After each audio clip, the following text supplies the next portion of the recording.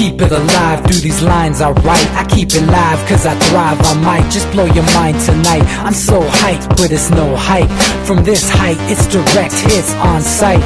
I'm your type, lend me your ears to show you that there's something in me. I'm not giving up, I'm standing right here, holding these days hostage, and I'll make this my year. We turning fear into love, and the love's in the air. I love doing this cause nothing compares, nothing can share that same type of feeling when you feeling them flares. They can't catch it, it's havoc. I rip to a tear, switch a scenario. My stereos, I leave them impaired. Variables start to change and they're all in my range. I just gotta grab it, it's all mathematics. Every step is drastic, I make it fantastic. I'm trying to take your breath away. Asthmatic. This is live through the stereo. Go and let it blow, blow through the stereo. I'ma let them know through the stereo. Yo, here we go through the stereo, stereo. This is live through the stereo. Go and let it blow, blow through the stereo. I'ma let them know through the stereo. Yo, here we go through the stereo, stereo. Yeah, just nod your head with it, so explicit and vivid. Every image is intricate, intimate. I put my all into it, no scrimmage and no rules. I'm a pro tool, hear my heartbeat, beat into the vocals. I'm so loco, lost my mind, oh no. It's ponderoso, dope, so no overdose, cause it's dope, yo. Man, this is house grown, mixed with some milestones. So I let the style flow down like the Dow Jones, bringing it with some foul tones, letting the crowd know we getting loud, so it's eardrum rudiments. Yeah, we bring it rude again. Move, little hooligan. Music for tuning in, full time to the 10. I'm on my clock like I told you. I'm doing this for dreams we pursuing. Hey guys, welcome back to the Anti-Media Radio. You're here with host Lavon. Happy Friday. It's August 15th. We survived another week. Thank you for joining us. Make sure that you check out ucy.tv. Lots of cool people on there, lots of current news. And make sure you check out theantimedia.org. We are awesome at producing content which is valid, unbiased, and truth. There's a lot of stuff going on in Ferguson right now. We've been covering that. Make sure you guys get involved in that. There's a lot of stuff going on in the world right now, but that's not what tonight's about. Friday nights are about you. And me, and us, and we. Mondays and Wednesdays we talk about politics and news, all the stuff that's going on in the world.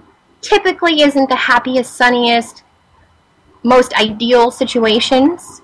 So Fridays we try and balance the talk with stuff about you. The stuff that goes on the inside, the internal stuff. Last week we had a spicy talk. We had, if you were lucky enough to join me, we had a full-hour discussion about masturbation and sex and why it's good for your health. If you missed that program, it is archived, and I hear it's awesome. I was there, but I was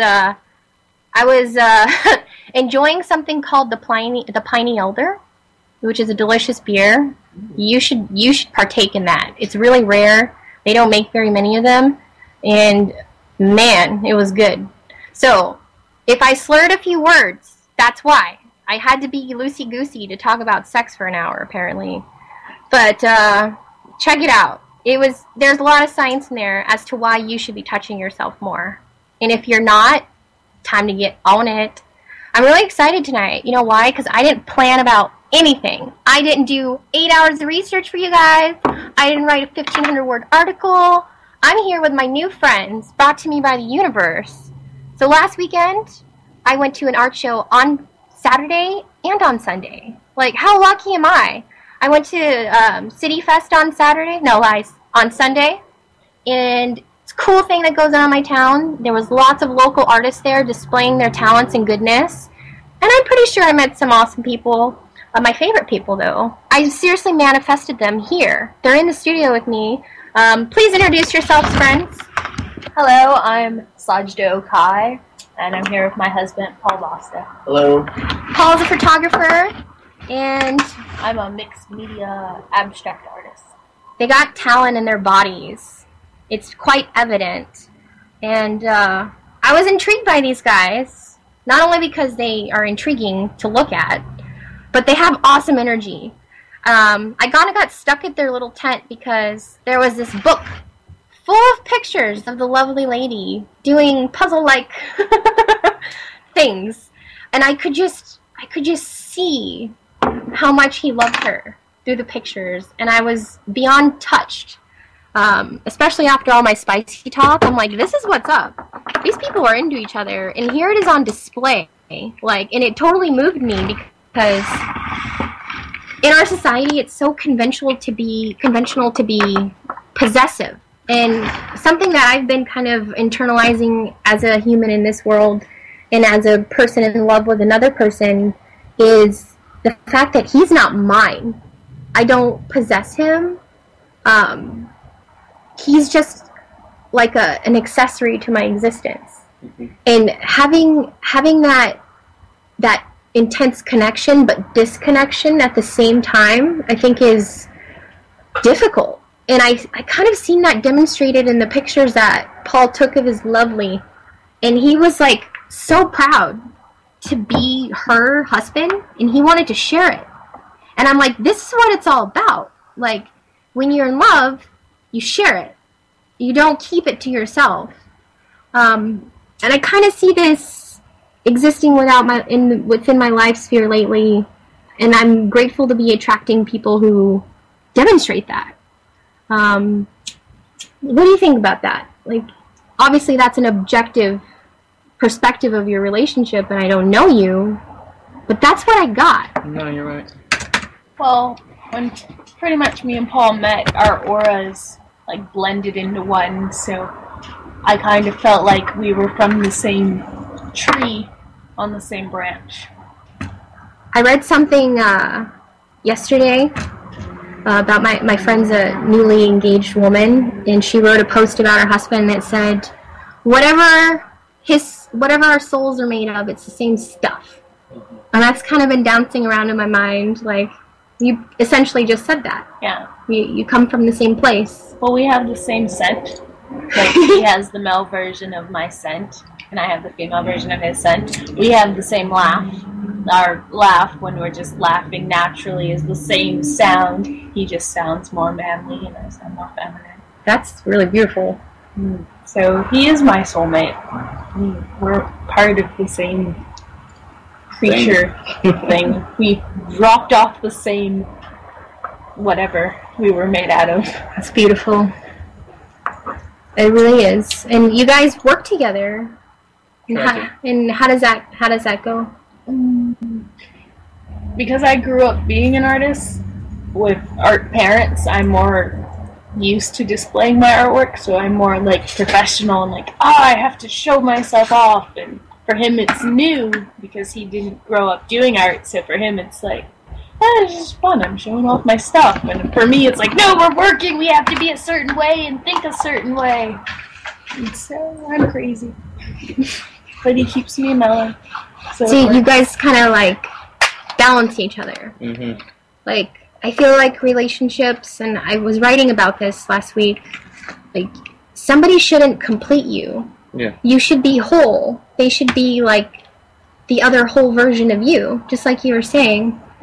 It's like, I think a lot of people are out there searching to fill a void, not realizing that it's got to be done on your solo. own. And only when you fill up that void and you're like complete, you can only share what you have. So I'd like to offer that to my friends who are like struggling to find what makes them feel essentially whole. But you have to recognize that it's already there. You should go for someone who encourages you to grow. So yes. If you're dating someone who's like, I'm okay with how you are, and they don't encourage you to change for the better, then they're not really in love with you. Not the ones who are like, I want you to change to be what I want you to be, but the ones that are like, I want you to improve who you are. Because when I first met Paul, I came from a horrible situation. My previous boyfriend was horrible. So I had a lot of hidden sadness, and Paul actually was the one to encourage me to go to therapists and talk it out and deal with my problems instead of burying it deep inside and suppressing it.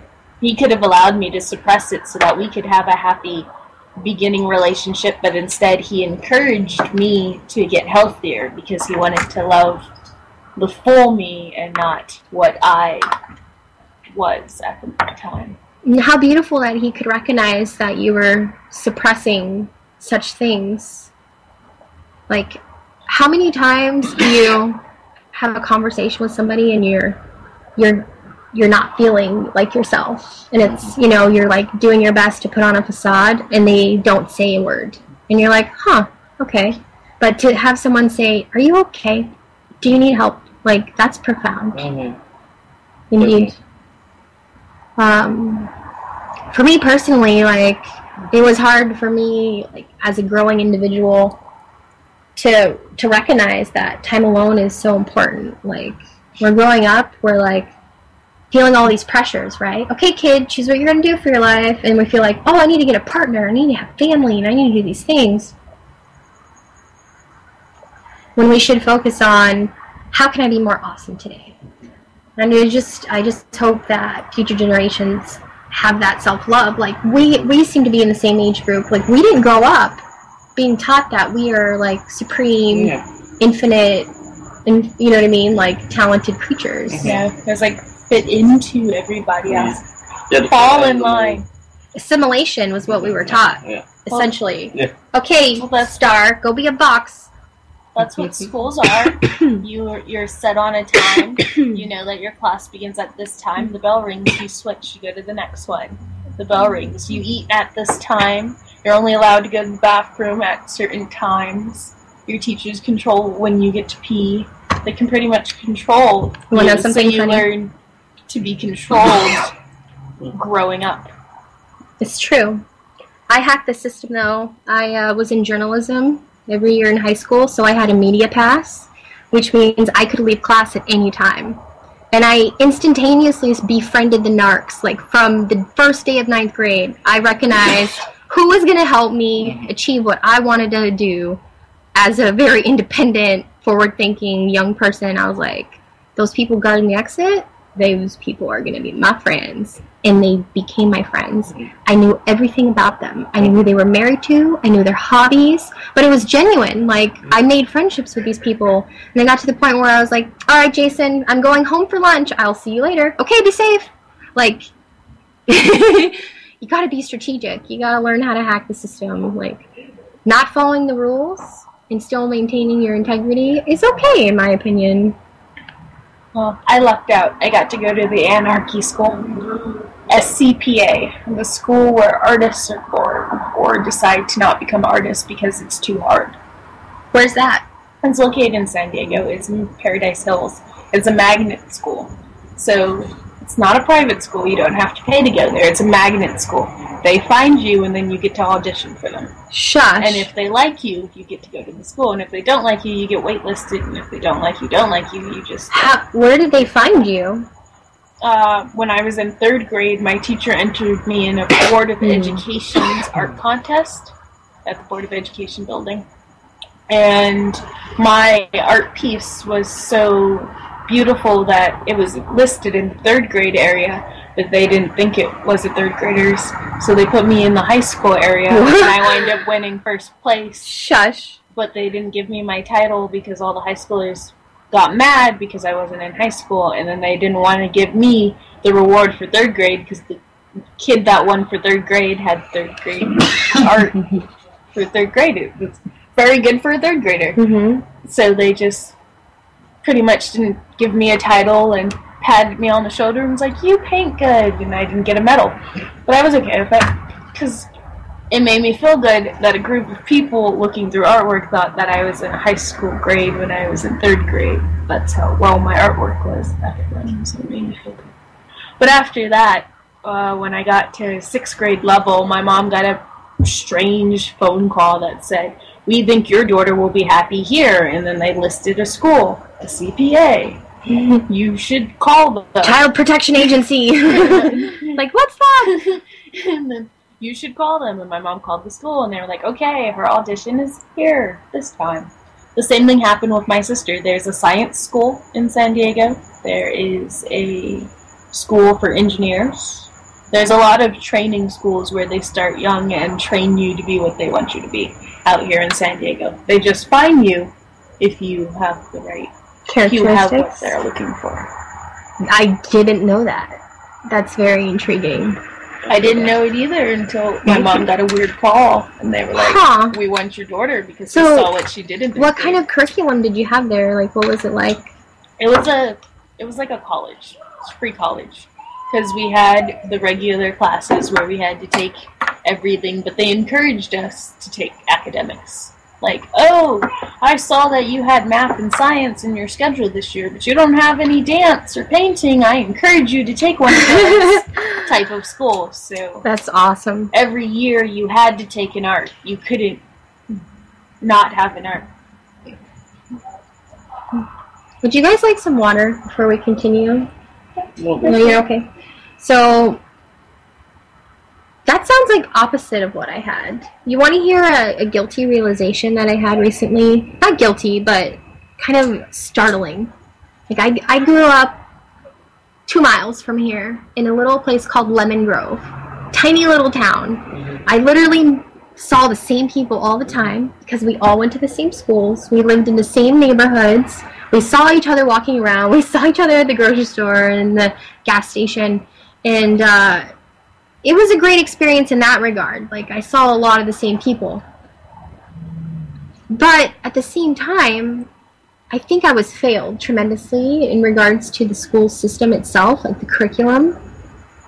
I don't really remember learning anything other than social skills between, like, kindergarten and, like, 8th grade. I'm not kidding. Like, the things I remember the most are Egypt history, geometry, a little bit of algebra, and sex ed. Everything else is irrelevant. I don't think I got sex ed till like 6th grade. That was when they finally... And it's always awkward, too, because they separate you by sex? No. Mine was taught by gym teacher, too. So it was really odd. So we had the guy that yelled at us to throw the ball harder, teaching us about sex ed. So, and this man was very odd. Very odd football coach. And I remember. That's gotta be interesting. Go ahead. I had a science teacher with an iguana. Iguana and puppets. That's what she was known for. No, I think it's dead. Oh. An iguana and puppets, and she taught sex ed, and we had like a little weird video, and they did it with song because, you know, we're artists. We would totally appreciate some creepy dancing.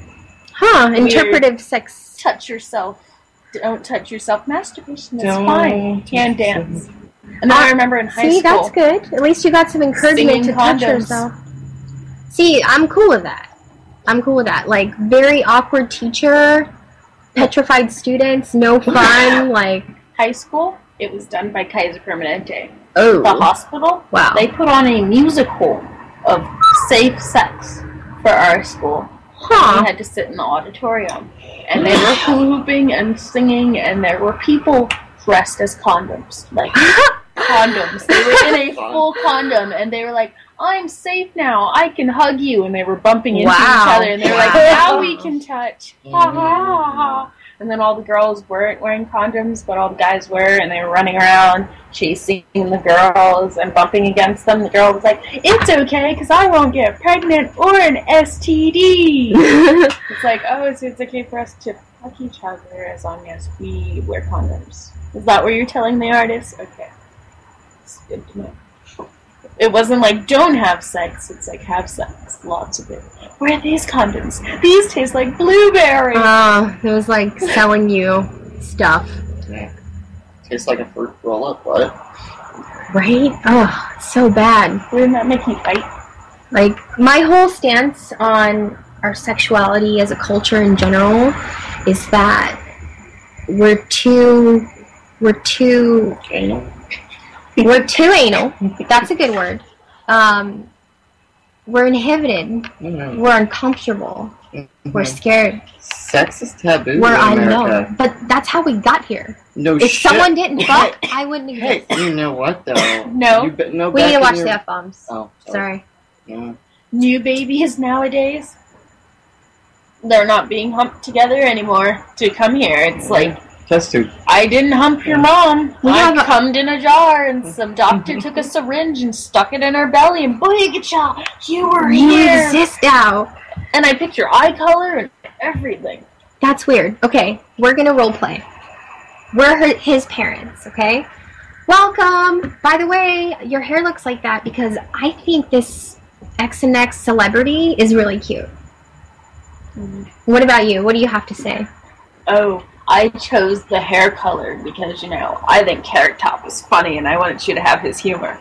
But It's just, for me, when I look in the mirror, I'm like, I see reflections of my parents echoed within me. Mhm. And I'm like, wow, that's my heritage on my face. Or these chubby little sausage toes are my grandma's toes. her mother has the exact same face. And then my grandmother Has the exact same face.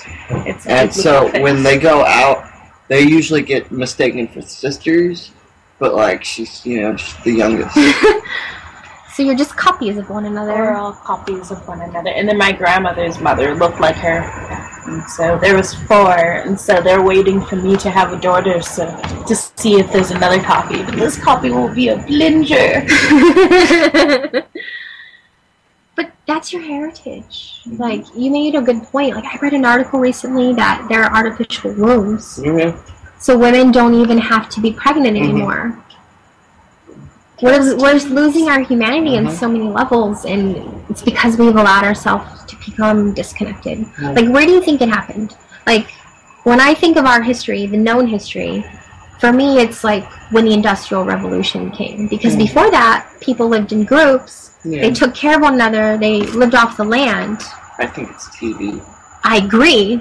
TV. It has a certain frequency. Well, not only that, it fucks with it. It Well- messes with our penile gland, which is our community gland. Exactly. Like that. I read a lot, Same here. and it's the seat of our soul. Yeah. That's where that's your like That's- crown chakra. Yeah. That's where it all comes in. Uh-huh. That's where you get your goodness. Yeah. I really believe that because I feel it when I'm intent about it. Mhm. And via meditation, which I love to do.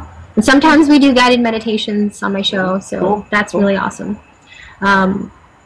But I'm glad you brought that up too, because that is essentially you. That is you. That's your where personality. That's where you where you plug are. in, right? In our food. Mhm. You guys know the condition of our food. Oh, It's, yeah. you know, The Pesticides meat and glue. GMO. And Yeah, meat the- that's just chopped up pieces Yeah. of meat, and then they glue it together to look like steaks different and- types of steaks that we buy. it's frankenfood. Yeah. We're experiments. Oh, we've We been experimenting recently since read the an 60s. article. Exactly. 30s, A officially. long time. Soylent Green. Oh yeah, at yeah. Mickey D's. McDonald's with Their hamburgers might be me and you. Oh, what? We read an article out there. Talk about that. Tell people about that. Well, Paul recently read an article. You read the article. Yeah. Tell You us. talk about it. People are... in McDonald's hamburgers now. What? How do people get inside a McDonald's hamburger? Well, they said before that it was worms. But now they're Worms? realizing that Earthworms. it's not earthworms. Earthworms are kind of healthy. I mean, Yeah. my garden like them. They do. So, It's not earthworms anymore. It's human meat. It's just Soylent Greens. Your grandpa dies and you eat them in the morning. McDonald's. that's heritage on a whole other level. I mean, like, we were discussing... But Burger King Yeah. is horse. So, The people need to know this stuff. where Like, do we choose? but that's part of the disconnection I'm speaking of. We don't even care about where our food comes from. You know what I mean? People don't associate the earth with a producer anymore. Mhm. They go, oh, I go to the store. Who do you think made the store? Mm. Distractions. TV's one of them. What are others? Cell phones. Cell phones. That's the biggest. Don't you notice it? These days, people, you go out, you leave your house, and then you sit there on your phone talking to people. Why'd you leave your house? Why not just stay in your house and just Skype everyone? I heard an interesting fact recently that most people, when they go out to eat, spend so much time nowadays taking pictures of their food and social mediaing it that it's not ideal when they get to it. So they're complaining a lot more. So restaurants have seen like an increase in customer dissatisfaction, but it's because they're not giving it the intention. Like, do you guys know the work of Dr. Emoto, who does the water experiments? He's a scientist, and he gives intention to water, and or he finds water from pure sources, or he'll have like a monk bless water, or he'll say things like, "You're ugly, you're disgusting," or Hitler, or Jesus, or "You're beautiful." You know, he'll send different intentions, and then he photographs them on like a super microscopic level. And the ones that have the beautiful positive vibrations sent to them look like beautiful, amazingly symmetric, unreal patterns, and they look like crystals. And each of them are different, but all beautiful. And the ones that have the bad, negative words spoken to them look like disturbed. Like if you were under a dark lake and you spat out some air, what emerged is what was apparent. Like all of them were really just not symmetrical, not forming any type of shape that was pleasing. And it was really interesting to me because essentially that's what we are. We're mostly water. And if that water is so much affected by what it hears, well then what am I? So then I started thinking, what am I hearing? And I started realizing the people in my life sphere and the energy they create and what it was becoming within me. And then I remembered how I grew up in watching television, and then I did research about the messages that are within that machine itself. You know, it puts your brain in a certain wavelength. It's literally mind control. Oh, yeah. Well, I lucked out because I had art parents. My dad was a musician, my mom was a painter, so my beginning years, 1 through 7, when my parents decided to raise me, 1 through 7, I didn't watch television. The television was off. What we did for family time or fun time or anything was go paint or go play an instrument or go listen to the radio because the radio, well, not the radio, go listen to CDs because the music is already chosen. The radio has messages. And it was mostly music and art and family time and go explore the neighborhood. And you want to watch something, go walk around the block a couple of times and watch the neighbors because they do some weird stuff. Oh my god, neighbors are so interesting. I spend most of my time in this place right here. I love it. Or I'm in the front yard. Like, I'm always outside.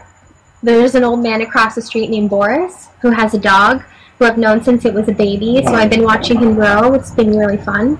But he's old. He does nothing but take care of this dog. But he loves him. It's like his baby, you know? And we talk about his dog like we talk about my baby. He's awesome. He brings me apples every 2 days. Okay. Does he have an apple tree? He does have an apple tree. We barter vegetables. I give him kale and red collards or beet greens and tomatoes. We should start bartering with you. Oranges. We have tangelos. Yeah. Tangerines, oranges, lemonade trees, limes. We have pomegranates. My neighbor has pomegranates, and they don't know what they are, and they don't like them. So they've given me full the honor of having the crop every year. Nice. Yeah, so I'll share those too. We can totally barter. And then Paul's mom makes pomegranate jam. I will She donate. likes to make jam, but we have a giant pomegranate bush. And then we have loquats and apricots and grapes. That is fantastic. And we tried to do vegetables, but me and Paul grew dandelions instead. Yes. Which are delicious. And great for the bees. Dandelions are delicious. The greens. We were going People don't know that either. They're like, that's a weed. I'm like, no, it's so good. We were going to eat them, and then we read an article that dandelions are good for the bees, and it's a part of the bees' Oh yes, food source. They are then good we for were the like, bees. oh, we'll leave it for the bees. We eat some. Yeah, and that's part of one thing about gardening that I've come to realize is that, like I said earlier, there are no possessions. Like, that's not mine. I'm growing it for who needs it. The bugs get some, I get some, Boris across the street gets some, you're gonna get some, whoever gonna eat some is gonna get it. You know what I mean? I just have the seeds. Like, my job is to plant them everywhere. I have a seed bank of over 100 vegetables now. We need more people like you around here. I'm trying to... I grew up in Lemon Grove. That is my home. Okay. I grew up in La Mesa. I'm gonna plant food everywhere. Are you part of the Earthworms, Laurent's group? You know Laurent? Yes. Laurent... We were a good friend of We were part of his garden for Yeah, my seeds are growing there. You're growing my seeds already. That's good. Synchronicity. Yeah, Laurent and I were... Yes, I... Bless Laurent. Yeah. I love you, Laurent. I'm happy that he's getting better. Yeah. Isn't that amazing? We all know each other already. Mm-hmm. Yeah, oh my gosh. Wow. Mm-hmm. Hello. So you've been eating her kale. You've been eating... That's my dwarf Siberian kale. It's the healthiest green in the world. every Sunday. You eat my kale every Sunday? We used to. We used to. So. Before his accident. He invited me to come over so many times, but I didn't make it. But him and I hung out by ourselves, and we were supposed to have a sacred meeting the next day. Oh. We were talking that night and finalizing our plans, and so he's been on my mind a lot because He we messaged Paul this morning. Yeah, so he's getting better. He Facebook messaged Paul. Can you tell him that I love him? I don't know if he remembers me. Oh, he has like in and outs, but. Yeah, man, it's a small world. Oh yeah. Do you guys know about imaginal cells? Mm-mm. I've been talking about this for almost a year now. Imaginal cells, that's what we are, essentially, and I'll tell you. So, a caterpillar, when it's becoming something else, when it's starting to change into a butterfly, its body puts out just a few of these cells. Just a few at a time become activated to essentially become this butterfly. Like, they're the precursors. And it takes a long time for them to reproduce. But eventually there are enough of them, and they start vibrating at the same frequency. Right. They start putting out this intention, you know? And then they gather. And then once they realize that there's enough of them, the caterpillar goes, oh shit. And then it changes. And that's how it happens. You have to have the realization that you're existing together. I've been talking about that for such a long time, and it's so crazy that you bring up Laurent and his community garden, because everything points there. Mm-hmm. Seriously. All of my friends know each other. It is beautiful. Mm-hmm. Yeah, we're starting to learn that too. Yeah. And not even all our friends, all the people we work with since we've been art so much. Like, so it's the most intimate friends of mine too. So I'm like, whoa. Like the people that are like soul family, like you talked about earlier. Like, well, all creative people are family. It's because we think in a different mind. There are everyday people who fall perfectly in line, and then there are the creative kind who even though we know being an artist is considered taboo and it's just going to be a heartache and stress and working to get out there, we still go for it because we can't not do anything else. We try to run away from it. We try to do the boring everyday jobs, and then we get in that situation, and then we start painting and taking pictures and we can say. And like, yes. all this furniture back here like freaking out. is going to be covered in art. These are my projects. I have a website. It's www.love-on-foods.com.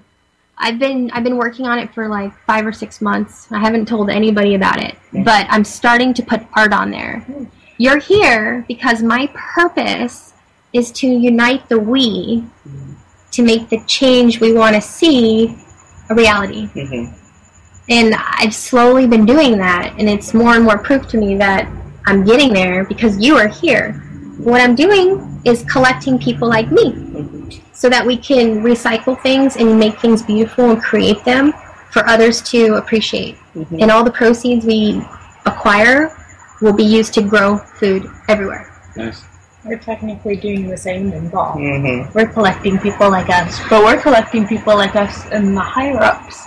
We're going towards the Utopia Burning Man crew, and we're collecting the old hippies, pretty much. So what I want to do is basically make this a thing.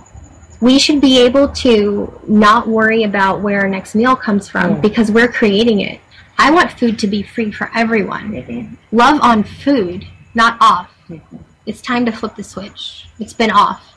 We don't need to be controlled in that regard. We can grow food. See? I'm growing food. It's possible.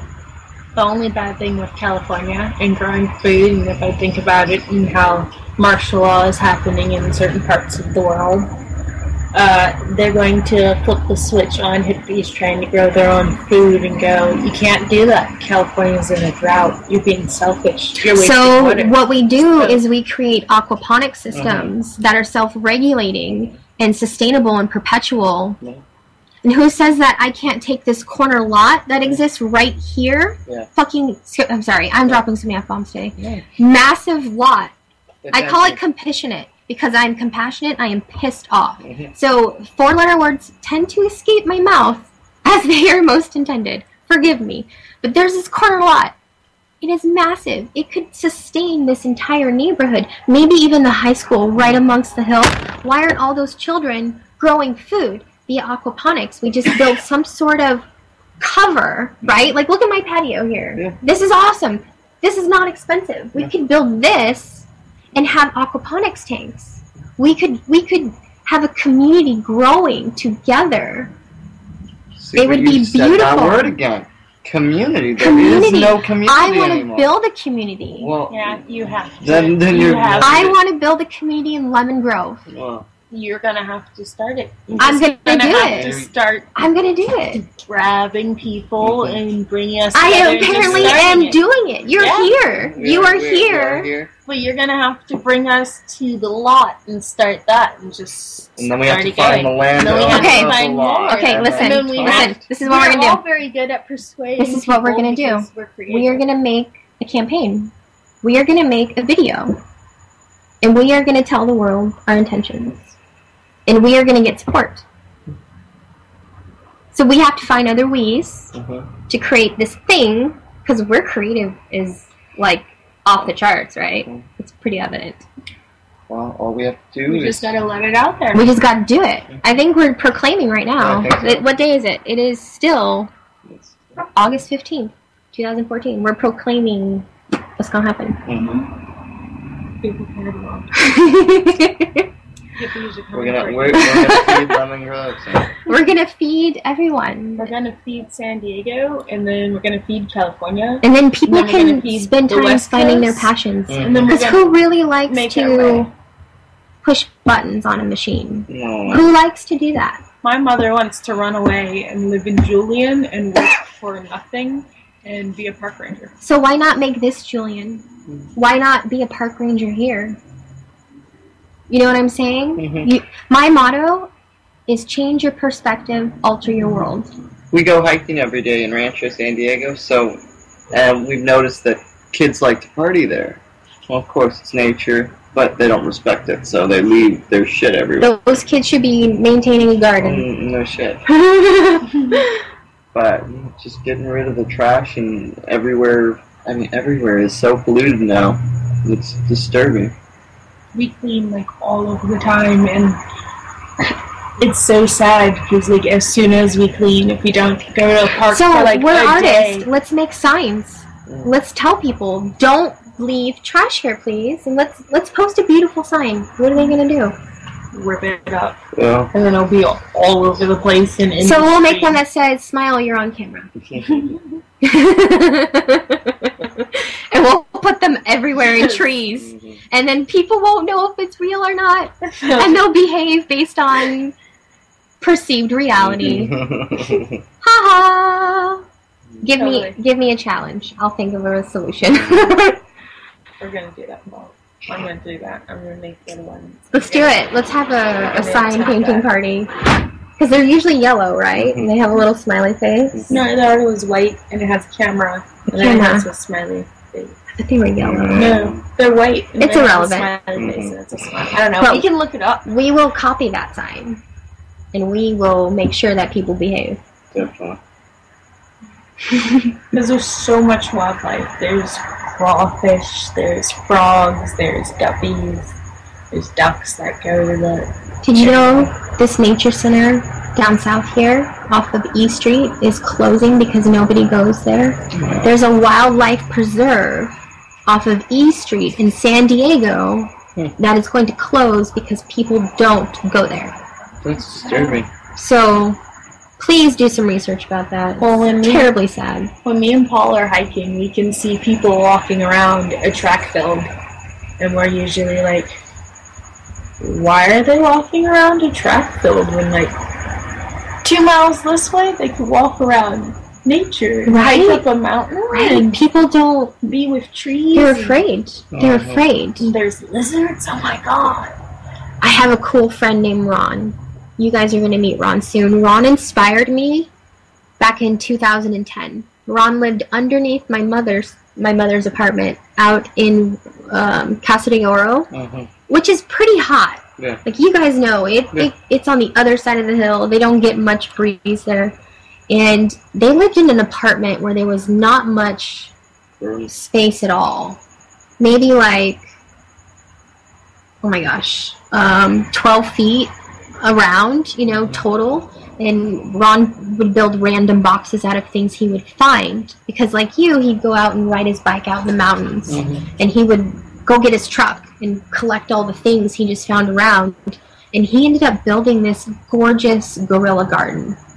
He grew in his apartment complexes, little spaces where they have just random things. There were herbs in one area, pumpkins on the hill behind the building. On the side there were all the greens. There were tomatoes out in front. Like, beautiful garden. And the whole neighborhood would come by to check it out. And then he'd make little plants and give them out to everybody. And watching this man work and just so selflessly give. All the cats in the neighborhood, he feeds them, and they all had a special call, and he'd give them names. And if they were hurt, he'd take care of them, bring them in the house, like, and that was extended to any person, like just a beautiful person. And then I started growing seeds. I'm like, if he can do it, shit, I can do it. I'm gonna do it. So my point is that if we're gonna do it, we have to do it, and we have to share it. Definitely. So I encourage you guys to gather on one of our pages and share what you're doing to grow food, because we'd be interested to collaborate. I think we should all collectively share some tips so that we could be even better, right?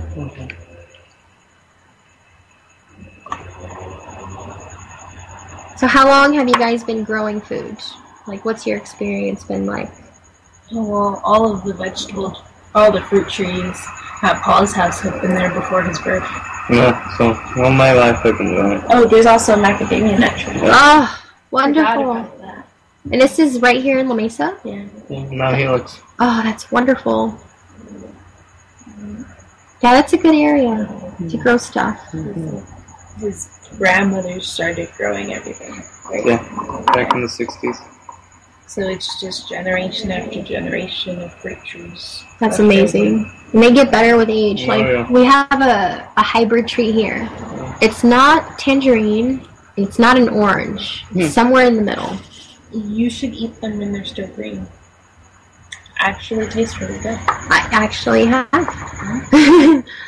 Paul likes eating the skin with it. They're sweet or sour. Oh, so good. You mind? No, go for it. It's just now blooming, but it's an old tree, and it bears fruit like 3 times a year. And every year we give it more and more love, and it seems to produce more and more fruit. Like most of the fruit in Paul's backyard, it grew occasionally, and Paul's mom would take care of it occasionally, but then I just started, every morning, I wake up in the morning, and then I go, what do I want to eat? And then I go into the backyard, and I just look at all the fruit. Oh, there's grapefruit, too. I've had grapefruits from that yard. I've just gone out in the back and just picked a grapefruit out, cut it, and just sat out there and ate it. Let them fill me up, go pick a tangerine, orange, drink the orange, mush it up, and drink it like orange juice inside the skin, like it's a cup. Yes, I love. Go eat a grapefruit. I love that. I love to hold an avocado in my hand and just dig into it with a spoon because it is a bowl. Like, why do you need to cut it and smash it somewhere else? Like, just cut a little circle on the top with your spoon and just dig in there. It's awesome. When I was younger, I used to eat vegetables like fruits. I would just hold them and eat them, and people would look at me like, "What's wrong with you?" And I hated cooked vegetables. I did not eat them. If my mom cut up a bell pepper and cooked it in something and tried to feed it to me, I was like, "That's disgusting." I was better off just eating it. Like, while she's preparing the food, I was trying to like still like, why don't cook it? I want this piece. I want this piece right here, and you can cook that for the rest. Reactions. But my mom said I was always that way. Even before I had teeth, I would grab carrots when I was in my high chair. I ate raw carrots. I love them. Teeth and just numb. My mom was like, when I was growing up, she's like, I just had to have cheese and raw carrots in the fridge, and you were happy. She's like, whenever you wanted a snack, you'd go in there and you'd get some cheese and you get a carrot. She's like, you were the best. So that was pretty much like my same childhood. Just give me the vegetables, I'll munch on them and be happy. But I grew up in a world that was not aware with that. Like we ate at a certain time, like you said earlier. We didn't get to decide what we wanted based on our mood or our individual desire. It was like, this is what you're having. And then school tells you what to eat if you have school lunches. I've noticed, because I have nieces now, I've noticed that younger generations are more brainwashed with eating. Because I had a mom that didn't care for time, systems, and like fitting into world. So we didn't eat all the time. So when my mom was babysitting my nieces recently, my nieces kept coming to me when I would come over and go, Auntie Sajda, we're hungry. And I was like, why are you hungry? My mom said you ate. And they'd be like, we only had breakfast and snack. We didn't have lunch or snack and dinner. And I'm like, what? And they both have different moms, but they both have like the same food regimen. Breakfast, snack, lunch, snack, and dinner. When did these snacks come in? I thought it was breakfast, lunch, and dinner. You should be happy that you get 3 meals a day. Why do you need 5? I think that's an individual thing, though. Like, people in my life get frustrated with me when they're like, what do you want to eat? I'm like, I have no idea. Because I never know what I want to eat. Like, I want to see it, like you. My grandpa was from Italy. My grandma was from Argentina. They had a house in Chula Vista. The backyard had boxes of food and was lined with fruit trees and herbs. And my grandpa had a restaurant. And we'd go in the backyard and he'd say, pick your lunch, babe. Go ahead, honey. Get what you want to eat for lunch. And that's what we would do. That was beautiful. Yeah. That was an amazing experience. And I'm so grateful that I had that, because he taught me to love my food. And every time I ate food in his presence, it tasted better. And I didn't know why until just recently. It was made with freaking love. My kid is 6.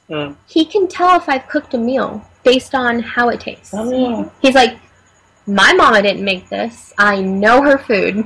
You did not make this. This is an imposter. He calls people out. Like, they try to trick him, and he's like, or we'll get something. You know, we have a function or whatever, and we have to have a meal out. Like, my uncle just recently celebrated his 50th birthday, so we had a catered meal at a restaurant. And Cameron was like, this is good, but I don't taste any love. And I was like, it's okay. Just bless your food. Give it some love, and it has the same effect, you know? You can overcome it. So it's important. You gotta, don't just eat to live.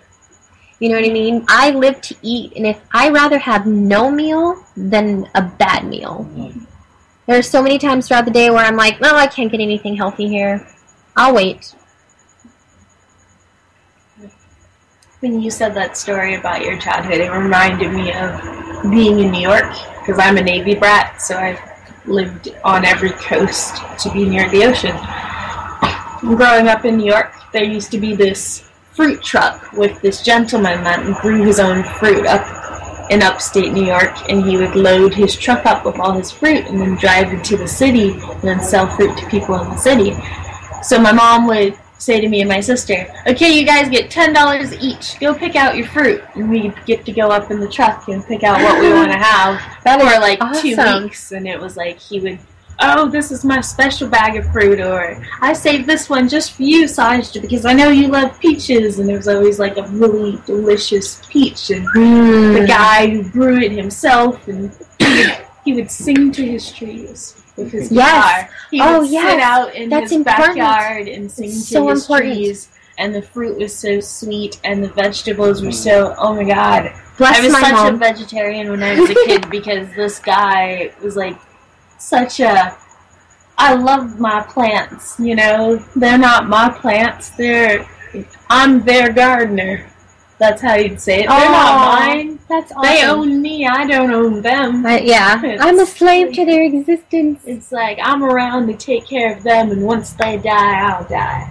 But otherwise than that, I'll bring fruit to you guys. And he didn't even really charge. It's like, it wasn't like, you owe me money. It was more just, come eat my fruit. And then my mom would give him money, and he'd be like, I don't need your money, just take the fruit and enjoy the fruit and eat the fruit and love the fruit. But my mom would give him money anyway, because she'd be like, you have gas and like bills, and I don't want to be that way. Take the money because I love eating the fruit and helping out to bring more fruit to the city. And then that's how he took it. It was wonderful. Nice. That's something important. Like, I want to start harvesting vegetables. Once I get established, I'm going to move to Lemon Grove soon. And I want to just put it out on a stand in front of my house and say, fruit. It'd be cool just to, you know, while we're working on getting a space, is to create that sense of community before we have the thing we truly want. You donate a lot of fruit, because our fruit does just go to waste. Nobody eats it. Nobody goes down there and harvests it anymore. Really? It's like back in the lot. His parents are old, and then we take care of his grandmother during the day, who's older, so it's more time dedicated to her. You bring up another thing I'm passionate about, is the elders that exist in our community. We forget them.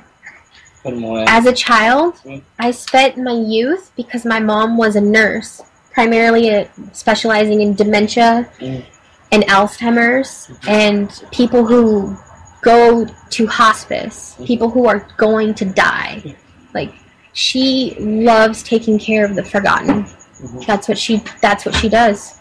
She runs around San Diego doing things for people because they can't. She has clients, people that depend on her of all ages, mostly elderly. Like, she runs errands for this one lady and makes sure she has groceries. She watches this other lady's dogs while she goes to conventions. Like, she does all these random things. Like, she organizes and does laundry for this lawyer because she never has time to do anything but work. Like, that's what she does. Like, she's everybody's everything. My mom taught me to do everything and anything. And when I was growing up, I thought she was crazy. I was like, this lady is nutty. She just runs around all day. You know what I mean? But she has intense purpose and dedication. Like, she never quits. It's crazy. And that's important. You've got to have that. Yeah, have that drive. And she taught me to respect the elder. They have so much wisdom. There are people sitting in a home lonely around the corner from you right now who would love to have a conversation with you. Mm-hmm. We should create a program where we write to them. Mm-hmm. We should all write them letters. Why write to them? You can go visit them. I mean, when you can't see them, you know what I mean? We all have an hour that we could donate a month. Just saying, say you can't leave your house. You could write a letter. You could. But if you can leave your house, go, dude, it's literally like having their brain dumped into yours. That is a gift. Mm-hmm. Like, we've all talked about the people who influenced us. Mm-hmm. They've been our elders.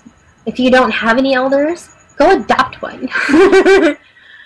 My mom feeds the homeless, like, during holidays and any time, and takes care of them and, like, gives them blankets. And even though there are a lot of young homeless people and there are a lot of old homeless people, just talking to the homeless, I think you should go feed the homeless guy around the corner. Don't give him a quarter, go give him a sandwich, because, you know, even if he's violent and angry and yelling at you, you would be yelling at people too if you haven't eaten in a while. You know, that's a good point. I like so many of your ideas. Occupy, they hold a Feed the Homeless drive at the Civic Center. We give out clothes, we have full meals, we have shoes, we have backpacks, we have blankets, we have child's clothes, we have anything you can imagine you would need. Dr. Bronner's donates a lot of soap so that we could give them that. We give them toothbrushes. And I've had some profound experiences going out in my city and talking to the people who live there on the streets, like, totally forgotten. And I sit down with them and just look at them and talk to them and, like, listen, though. Like, hear them and, like, think about what they say and, you know, then respond. Like, I'm, like, giving them my attention. You know what I mean? They're a person. Exactly. I was like, hi, I'm Levon. How did you get here? Like, what's going on today? Like, did you get some food? You know, like, oh, yeah, this is what I do. I'm a person. It's very nice to meet you. And, like, that's what we do. I like a few of the people that I've talked to on the street who are like, I chose this life because I rather live out here where I'm free than live in a house where I have to play along with the system. And then it's always, like, shocked me because it's true. With all of us trying to work for houses and cars, we're all just doing what we're told. The game of life.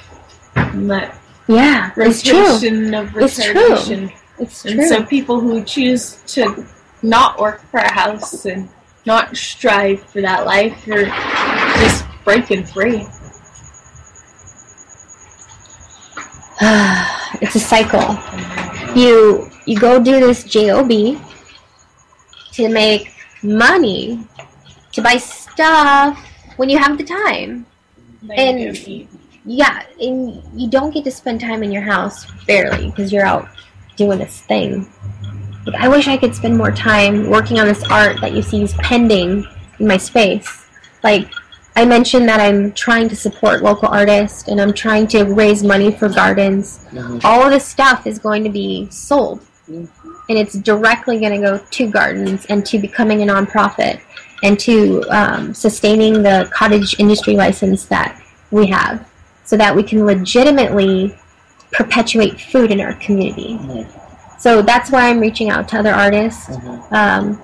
Derek and I are going to have a booth soon at local art shows. We're networking with the same people that y'all seem to know.